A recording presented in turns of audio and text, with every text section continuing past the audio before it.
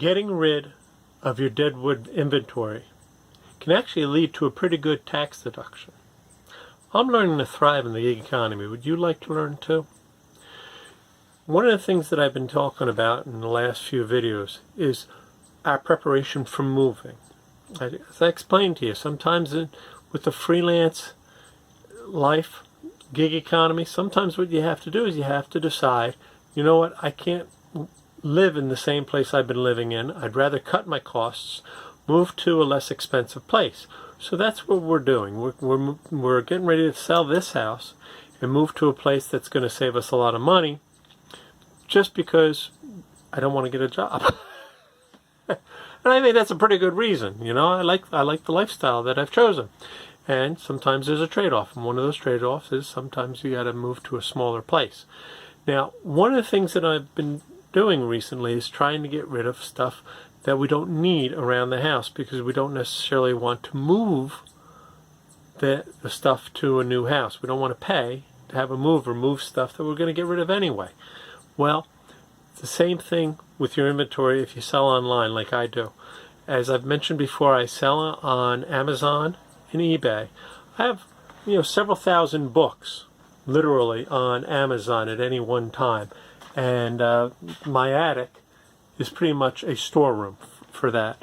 And I have about 750 items on eBay at any one time.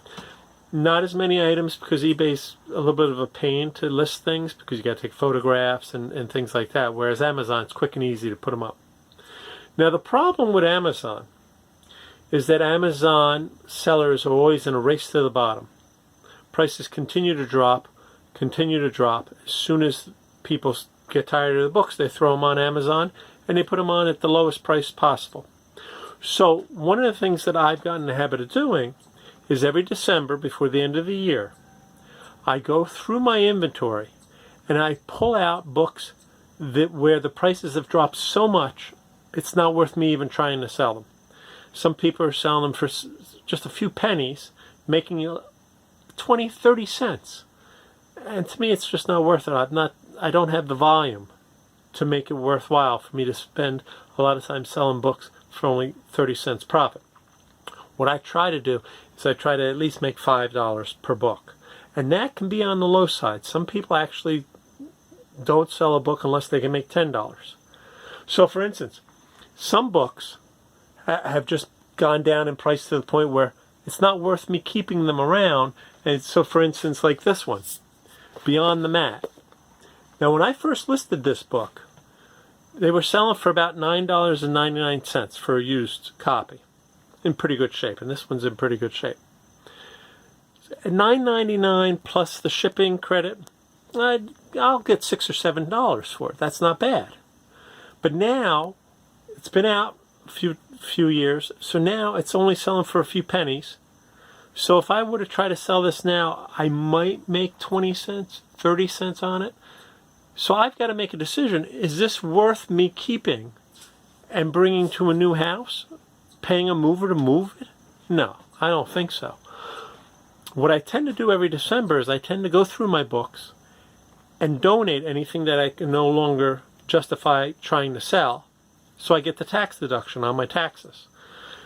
This year I'm doing it in September because I'm going to do it before we move.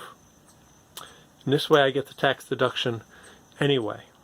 Something to think about when you have online inventory. At some point, you've got to make a decision to get rid of the dead wood and take the tax deduction instead. Always take the tax deduction. It's a good way of saving you some money. It doesn't cost much. It doesn't take a lot of time to bring stuff over to Salvation Army or Goodwill, wherever you want to drop it off. Anyway, if you have a better way of handling this type of inventory, why don't you put it in the comments down below? And if this video has given you some good ideas, please like and share it, and talk to you next week.